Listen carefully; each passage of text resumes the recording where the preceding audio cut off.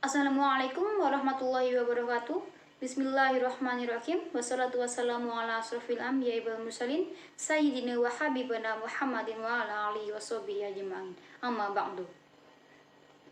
Sebelumnya, marilah kita panjatkan puja dan puji syukur kepada Allah Subhanahu wa taala atas segala nikmat dan karunia-Nya sehingga kita masih diberi sehat walafiat baik jiwa maupun raga.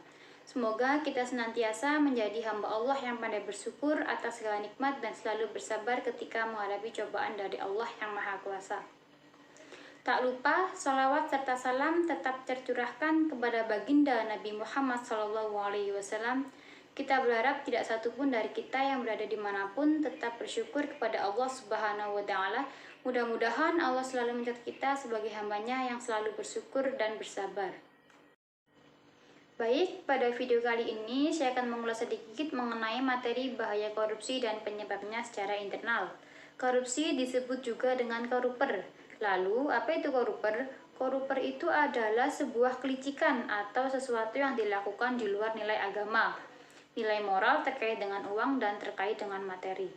Koruper yang kemudian terkenal dengan sebutan korupsi ini terdiri dari hulul, khianah, pencurian, dan lainnya.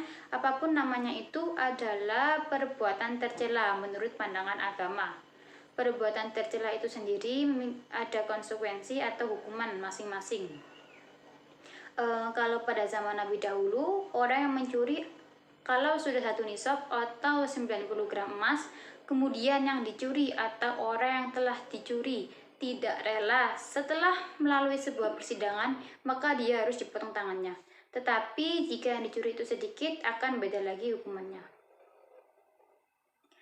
Dalam pelaksanaan hukuman, Nabi pernah menyampaikan kepada sahabat, seandainya anak saya yang mencuri, yaitu Fatimah, maka saya sendiri yang akan memotongnya. Artinya, dalam sebuah masalah hukum tidak boleh tebang pilih. Kalau sudah mencuri 1 nisab itu, konsekuensinya adalah potong tangan. Dan itu kalau sifatnya perorangan. Tetapi kalau sifatnya kolektif, misal 10 orang, dan yang dicuri itu milik negara hingga miliaran, maka apa bisa diberi konsekuensi potong tangan?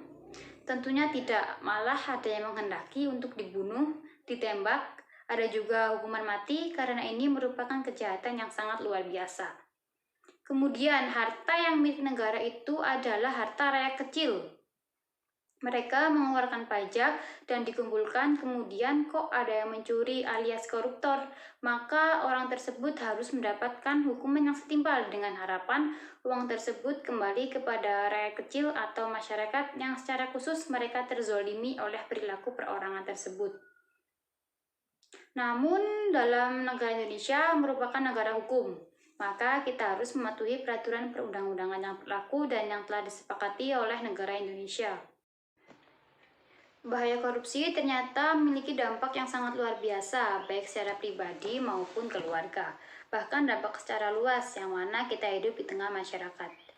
Ada 2 faktor yang menjadi penyebab atau timbulnya korupsi, yaitu faktor internal dan faktor eksternal. Namun yang akan saya bahas kali ini adalah faktor internal. Faktor internal ini timbul dari dalam diri kita sendiri. Kalau kita tahu orang saat ini itu sangat konsumtif atau mengonsumsi sesuatu di luar kemampuannya. Misal barang-barang harus bagus atau gaya hidupnya hedonis dan menyukai barang-barang mewah.